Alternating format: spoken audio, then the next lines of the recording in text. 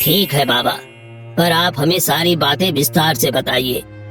आखिर क्या होने वाला है इन दोनों की जिंदगी में? तुम्हारी एक बेटी की शादी एक शेर से होगी और दूसरी बेटी की शादी एक मुर्दे से। क्या? पर ये सब कैसे हो सकता है बाबा? ये सब कैसे होगा? माँ बाप अपनी बेटियों के वियोग में रो रो कर अपनी आंखों की रोशनी खो देते हैं। कौन हो तुम लोग और यहाँ क्यों आए हो? पिताजी, मैं आपकी बड़ी बेटी चांदनी। धौलपुर नाम का एक गांव था जहां सुखी और विमला नाम के पति पत्नी रहा करते थे। उनकी 2 बेटियां थी जो काफी खूबसूरत थी। सुखी और विमला का परिवार खुशी खुशी अपना जीवन काट रहा था। एक दिन की बात है, सुखी की दोनों बेटियां अपनी मौसी के यहाँ से वापस अपने घर आ रही थी। तभी उनकी नजर एक फकीर पर पड़ी। बहन, वो देखो फकीर। अरे हाँ बहन, क्यों ना हम उन फकीर से अपने भाग्य के बारे में पूछें कि आखिर हमारे भाग्य में क्या लिखा है। हमारा भाग्य हमारे ऊपर कितना मेहरबान है। हाँ हाँ बहन, तुम सही कहती हो। मुझे भी फिक्र रहती है कि हमारे भाग्य में दुख है कि सुख। तो फिर चलो हम उन्हीं के पास चलकर उन्हीं से अपने भाग्य का लिखा पूछ लेते हैं। दोनों फकीर के पास जाती हैं। फकीर बाबा, हमें आपसे कुछ पूछना है। हाँ पूछो बेटी, क्या पूछना है तुम्हें? बाबा, हम दोनों को अपने भाग्य की बड़ी चिंता है। हाँ हाँ बाबा, हमें डर है कहीं हमारे भाग्य में कोई बड़ा दुख तो नहीं लिखा।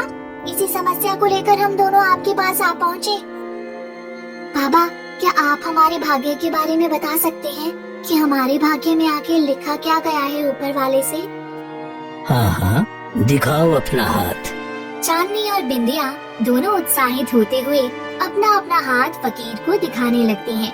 फकीर उन दोनों के हाथ को कुछ देर बड़े ध्यान से देखते हैं, फिर कुछ सोच में पड़ जाते हैं। क्या हुआ बाबा, आप इतने चिंतित क्यों लग रहे हैं? क्या बताऊं बेटी, समझ में नहीं आ रहा है। तुम दोनों के भाग्य के बारे में मैं क्या कहूँ। न ही मैं ये बता सकता हूँ कि तुम्हारे भाग्य में कितना दुख है, और ना ही मैं ये बता सकता हूँ कि तुम्हारे भाग्य में कितना सुख है। तुम दोनों के हाथों की लकीरों ने तुम्हारे भाग्य की रेखाओं को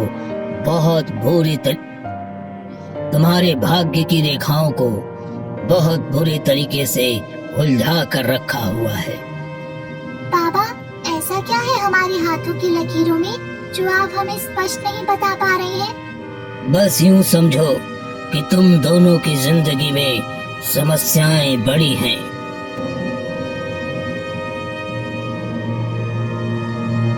दोनों लड़कियां फकीर बाबा की बातें सुनकर दुखी हो जाती हैं और अपने घर आ जाती हैं। दोनों अब ठीक से ना तो खाना खाती हैं और ना ही कहीं बाहर जाती हैं। समय दिन बीतते हैं और दोनों लड़कियां दिन ब दिन कमजोर होती चली जाती हैं। फकीर बाबा की बातें उनके मन में घर कर चुकी थी। वो दोनों चाह कर भी अपने भाग्य की बात ना अपने पिताजी से कह पा रही थी और ना ही अपनी माँ से। एक दिन, सुनिए जी, ना जाने हमारे दोनों बेटियों को क्या हो गया है। दिनों दिन कमजोर होती जा रही हैं, ना ठीक से दोनों खाना खाती हैं और ना ही ठीक से बात करती हैं। हाँ बिमला, मैं भी कुछ दिनों से दोनों को देख रहा हूँ, गुमसुम रहती हैं।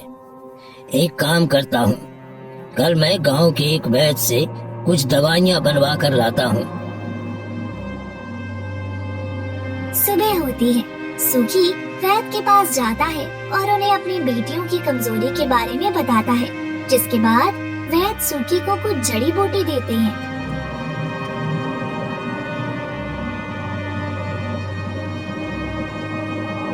सुखी घर आता है और अपनी दोनों बेटियों को जड़ी बूटी खिला देता है, लेकिन काफी दिन बीतने के बाद भी उन जड़ी बूटियों से दोनों की हालत में कोई सुधार नहीं आता।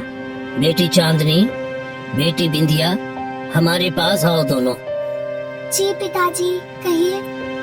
जी पिताजी, कहिए। बच्चों, तुम्हारी ये हालत देखकर मैं और तुम्हारी माँ बहुत परेशान हो। तुम दोनों ने अपनी क्या हालत बना ली है। जब से तुम दोनों अपनी मौसी के घर से आई हो, तब से न ठीक से खाना खाती हो, न ठीक से हमसे बात करती हो। बेटी, ऐसी क्या बात है जिसके भय ने तुम दोनों को इतना डरा दिया है? पिताजी, अब हम आपसे क्या बताएं, कुछ समझ नहीं आ रहा। बेटी, क्या किसी ने तुम दोनों से कुछ कहा है? जी पिताजी। पिताजी के ज्यादा जोर देने पर दोनों बेटियां अपने पिताजी को उस फकीर की एक एक बात बताती हैं। क्या? ये तो बहुत चिंता का विषय है। पर तुम दोनों घबराओ मत। हम अभी उस फकीर के पास चलते हैं और उससे इसके निवारण के बारे में पूछते हैं। शायद वो हमें इस समस्या का हल बता दे। सुखी अपनी दोनों बेटियों को लेकर उस फकीर के पास पहुंचता है। बाबा, ये दोनों मेरी बेटियां हैं। जब से आपने इन्हें इनके भाग्य के बारे में बताया है, तब से दोनों बहुत परेशान हैं बाबा। क्या इस समस्या का कोई निदान नहीं? नहीं, जो भाग्य में लिखा होगा वही होगा। लिखे हुए भाग्य को कोई नहीं बदल सकता, स्वयं विधाता भी नहीं। ठीक है बाबा, पर आप हमें सारी बातें विस्तार से बताइए। आखिर क्या होने वाला है इन दोनों की जिंदगी में? तुम्हारी एक बेटी की शादी एक शेर से होगी और दूसरी बेटी की शादी एक मुर्दे से। क्या? पर ये सब कैसे हो सकता है बाबा? ये सब कैसे होगा? मैं कुछ ज्यादा तो नहीं बता सकता, पर हाँ, तुम्हारी बड़ी बेटी के बारे में कुछ जरूर बता सकता हूँ। गुरुवार के दिन शाम को तुम्हारे घर में एक शेर आएगा। तुम पहले ही एक बकरा अपने घर पर बांध लेना और जब शेर आए तो बकरे को घर की चौखट के पास खड़े कर देना और अपनी बेटी को घर से बाहर खड़े कर देना। उसके बाद जैसे ही शेर जाने लगे, अपनी बेटी को शेर के पीछे पीछे भेज देना। उसके बाद जो होगा उसका भाग्य है। सुखी उदास मन से अपनी दोनों बेटियों को लेकर घर जाता है। कुछ दिनों तक तो सब सही चलता है, लेकिन फिर गुरुवार का दिन आता है।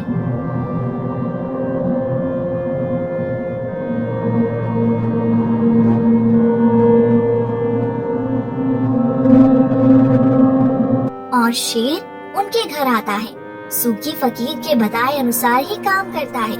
इसके बाद जैसे ही शेर वापस जाने लगता है, सूखी अपनी बेटी को शेर के पीछे पीछे जाने को कह देता है।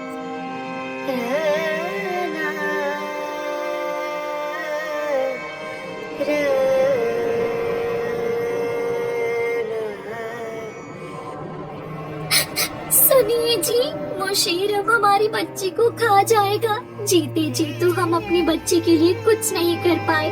अब आप एक काम करिए, शेर का पीछा करते हुए उसके पास जाइए और जब वो शेर मेरी बच्ची को खा ले तो उसकी हड्डियां ले आइएगा। कम से कम तसल्ली के लिए हम उसकी अस्थियों को अपने पास रख लेंगे। सूखी अपनी पत्नी की बात मानकर शेर के पीछे चला जाता है।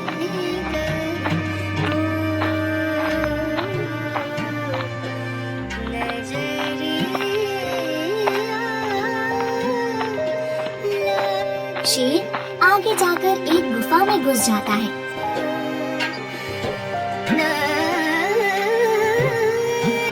ये तो गुफा में चला गया और मेरी बच्ची भी। अरे, अब आगे जाना मुनासिब नहीं होगा। अगर इसने मुझे भी खा लिया तो मेरी पत्नी और दूसरी बच्ची का क्या होगा? एक काम करता हूँ, सुबह आता हूँ।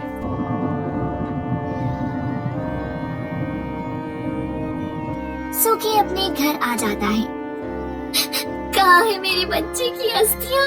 लाओ, मैं उसे संभाल कर रख दूं। भाग्यवान, मुझे माफ कर दे। अभी तो अपनी बेटी की अस्थियों को नहीं ला पाया, पर कल जब वो शेर उस गुफा से बाहर चला जाएगा तब मैं अस्थियाँ ले आऊंगा। ठीक है, आप सुबह ध्यान से चले जाना। दूसरे दिन सुबह सूखी फिर से उसी गुफा के पास जाता है और गुफा के अंदर चला जाता है।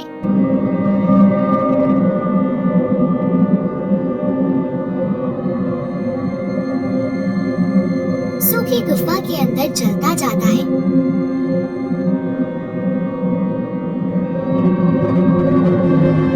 तभी उसे गुफा के अंत में एक रास्ता दिखता है। ये क्या है? लगता है यहाँ से बाहर जाने का रास्ता है। अरे ये क्या? ये तो कोई राज्य है, पर इस राज्य को तो मैंने कभी नहीं देखा। सूखी उस राज्य में आगे बढ़ता है जहाँ रास्ते में उसे एक नदी दिखती है। अब इस नदी को पार कैसे करूं?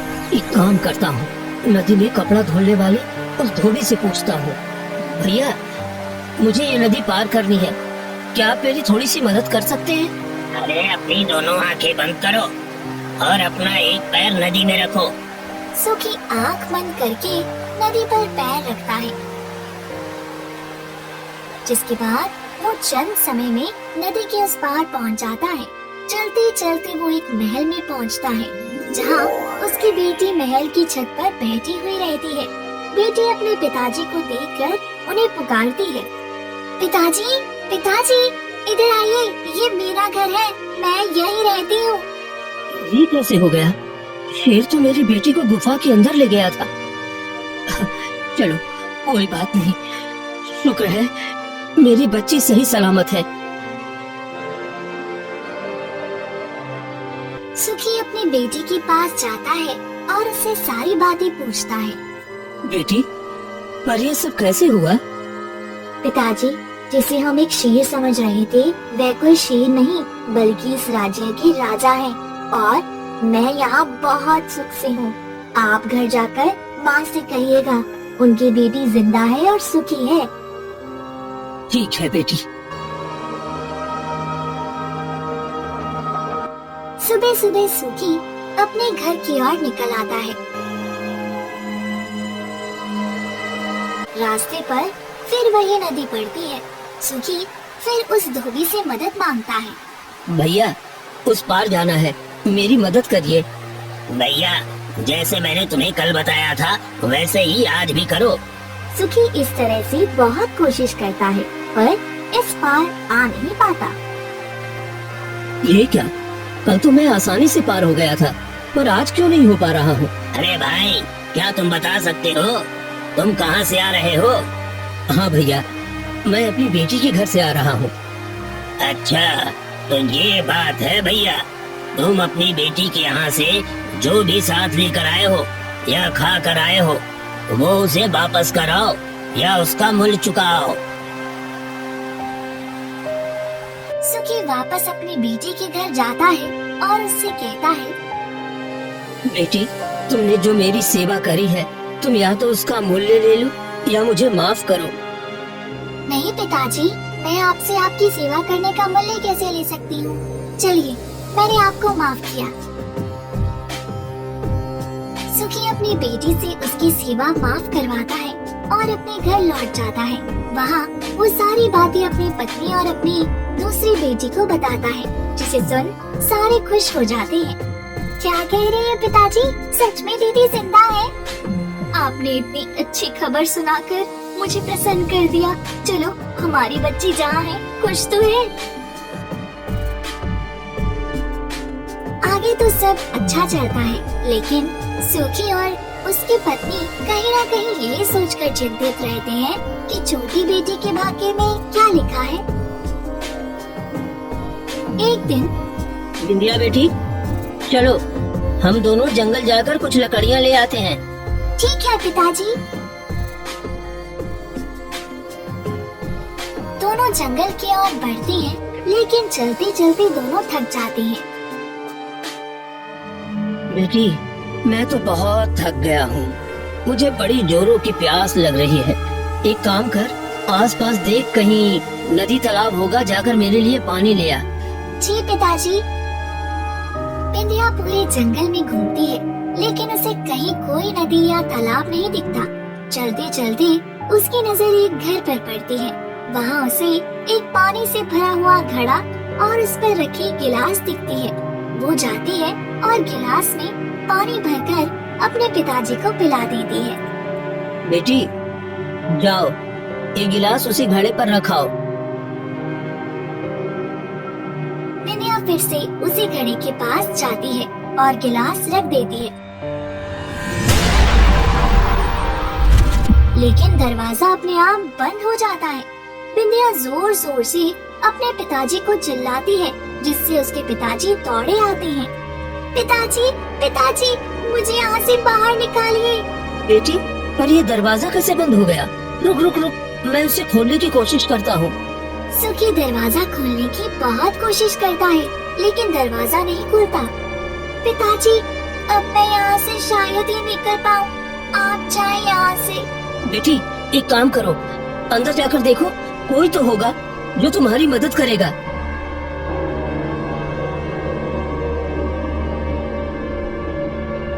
बिंदिया अंदर जाकर आती है और कहती है, पिताजी, यहाँ अंदर इंसान तो कोई नहीं है, पर एक लाश पड़ी हुई है और उसके जिस्म पर बहुत सारी सुइयां लगी हुई हैं और एक चूल्हा भी जल रहा है जिस पर खाना पक रहा है। बेटी, लगता है उस फकीर ने जो कहा था वो सच हो रहा है। बेटी, अब तुम सच में यहाँ से नहीं निकल पाओगी। एक काम करो, तुम अंदर जाओ और अंदर जो खाना पक रहा है उसे खाकर सो जाना।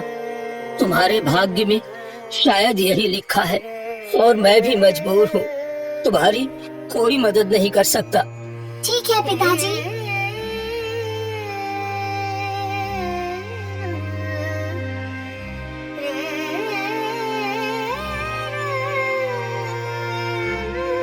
सुखी दुखी होकर अपने घर आ जाता है और अपनी पत्नी से सारी बातें बताता है। हे भगवान, हमारी बड़ी बच्चे के नसीब को तो तूने अच्छा कर दिया, पर छोटी के साथ इतना बुरा क्यों हुआ? समझ नहीं आता इस घर में मैं क्या करूं। बाहर जा नहीं सकती, खाना बना बनाया मिल रहा है मुझे। एक काम करती हूँ, इस मुर्दे के शरीर की सुइयां निकालती हूँ। ये सुइयां काफी सारी है, पर कोई बात नहीं, मैं इसे भी क्या करूँगी बैठे बैठे। बिंदिया उस मुर्दे के शरीर से सुइयां निकालने लगती है।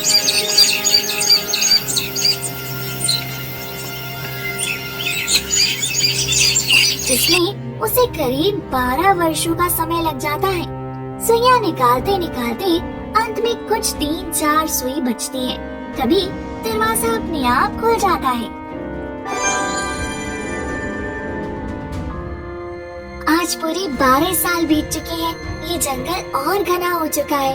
अब तक तो शायद मेरी माँ पिताजी भी इस दुनिया में ना हो और मैं तो अपने घर का रास्ता भी भूल चुकी हूँ। एक काम करती हूँ, इस मुर्दे की बाकी बची सुइयां भी मैं निकाल देती हूँ, फिर चली जाऊंगी। बिंदिया जब सुइयां निकाल रही होती है तभी वहाँ एक औरत आती है। कौन हो तुम और यहाँ क्या कर रही हो? मैं इस मुर्दे से सुइयां निकाल रही हूँ और ये काम मैं 12 साल से कर रही हूँ। अच्छा, ये तो बहुत लंबा समय हो गया। पर आप कौन हैं? मुझे थोड़ी सी आग चाहिए। अंदर चूल्हे में जल रही है, जाओ जाकर ले लो। नहीं नहीं, तुम ही लाकर दे दो, जब तक मैं ये सुइयां निकाल देती हूँ। ठीक है। बिंदिया चूल्हे के पास जाती है, लेकिन बहुत नींद आने के कारण वहीं सो जाती है और वहीं वो औरत अंतिम 4 सुइयां निकालती है, जिससे मुर्दा जिंदा हो जाता है। तुम्हारा बहुत बहुत धन्यवाद। मुझ पर किसी ने जादू टोना किया हुआ था इन सुइयों से, पर आज तुम्हारी वजह से मैं जिंदा हो गया हूँ। क्या तुम मुझसे शादी करोगी? औरत मान जाती है, लेकिन जब वो आदमी चूल्हे के पास जाता है तो देखता है कि एक लड़की वहाँ पड़ी हुई थी। अरे ये लड़की कौन है? मुझे नहीं पता, कोई आग लेने के लिए आई थी। आदमी उसे उठाता है और कहता है, ए उठो, रात होने वाली है, आग लेने आई थी, अब आग ले लो और जाओ यहाँ से।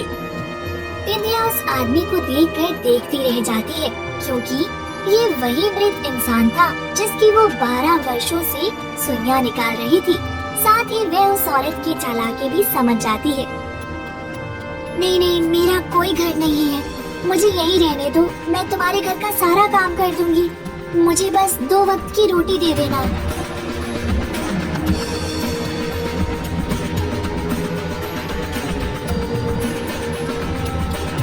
बिंदिया सारा काम करती, भेड़ बकरियों को भी चराने लेकर जाती।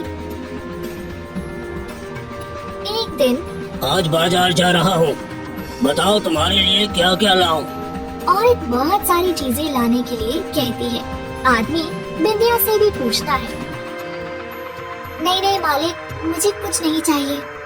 अरे तुम भी इस घर का हिस्सा हो, बताओ क्या चाहिए तुम्हें? ठीक है, फिर आप मुझे एक गुड्डा और एक गुड़िया लाकर दे दीजिए। ठीक है। आदमी बाजार से गुड्डा गुड़िया लाता है और बिंदिया को दे देता है। एक दिन जब बिंदिया भेड़ बकरियां चराने जंगल जाती है, तब उसके पीछे पीछे आदमी भी जाता है। अरे ये बिंदिया इतनी बड़ी हो गई है, फिर भी गुड्डा गुड़ियों से खेलती है। आज देखता हूँ करती क्या है ये गुड्डा गुड़ियों के साथ। आदमी बिंदिया का पीछा करता है। बकरियां जब अच्छी चल रही होती हैं, तभी बिंदिया एक पेड़ की छांव के नीचे आकर बैठ जाती है और दोनों गुड्डा गुड़ियों से अपनी सारी बातें बताती है कि वह दोनों बहनें थी। उन्हें एक फकीर ने भाग्य के बारे में बताया और यहाँ वो 12 सालों तक सुइयां निकालती रही, लेकिन उस चालाक औरत ने उसकी जगह ले ली। बिंदिया की कहानी सुन आदमी उसके पास जाता है। तुम्हारे साथ इतना कुछ हो गया और तुमने मुझसे कुछ भी नहीं बताया, क्यों? अरे नहीं नहीं, ऐसा कुछ भी नहीं है। मैंने तुम्हारी सारी बातें सुन ली है, अब चलो घर। दोनों साथ में घर जाते हैं और आदमी उस औरत से पूछता है। तुमने इस लड़की के साथ इतना बड़ा धोखा क्यों किया? 12 साल तक बेचारी ने इतनी मेहनत की और इस घर की मालकिन तुम बन गई। आज मैं तुझे नहीं छोड़ूंगा। नहीं नहीं, इसे माफ कर दीजिए। ठीक है, पर इसे तुम्हारी जगह पर आना होगा और तुम्हें इसकी जगह पर। दोनों मान जाती हैं। अब एक समय आता है जब दोनों बेटियां अपने माँ बाप के घर जाती हैं, लेकिन दोनों माँ बाप अपनी बेटियों के वियोग में रो रो कर अपनी आँखों की रोशनी खो देती हैं। कौन हो तुम लोग और यहाँ क्यों आए हो? पिताजी, मैं आपकी बड़ी बेटी चांदनी। हाँ पिताजी, और मैं आपकी छोटी बेटी बिंदिया। नहीं जी, ये हमारी बेटियां नहीं है। हमारी बेटियां तो ना जाने कहाँ चली गई। एक काम करो, तुम दोनों अगर सच में हमारी बेटियां हो तो हमारी आंखों पर हाथ धरो। अगर हमारी आंखों की रोशनी वापस आ गई तो मैं समझूंगा कि तुम ही हमारी बेटियां हो। दोनों बेटियां अपने माँ बाप की आंखों पर हाथ रख देती हैं, जिससे उनकी आंखों की रोशनी वापस आ जाती है, जिससे उन्हें उनकी बेटियां साफ साफ दिखाई देने लगती हैं। मेरी बच्चियों, आंखें तरस गई थी तुम्हें देखने के लिए। मेरी बच्चियों, मेरे पास आओ। दोनों अपने माँ बाप के गले लगती हैं, फिर अपने अपने घर चली जाती हैं।